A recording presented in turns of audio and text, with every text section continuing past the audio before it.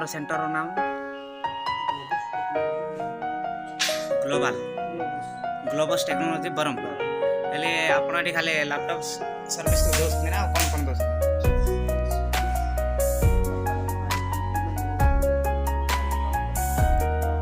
जहाँ भी खराब हेले आपण सर्विस दोस्त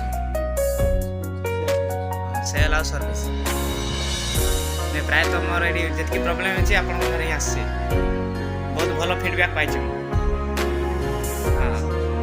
हां मु भलो पाइ छी थैंक यू आज लैपटॉप ता तो प्रॉब्लम थिला रीसेट थिला पासवर्ड का भूली जाइतिले किंतु तुम थारे आसला परे ता क्लियर हे गला थैंक यू हेले आपण थारे सब प्रिंटर भी सेलिंग होची हेले नुआ कोन पीसी डेस्कटॉप लैपटॉप सब सेलिंग होची थैंक यू ठीक अछि आ मु ए वीडियो माध्यम रे समस्त को जानि देबी थैंक यू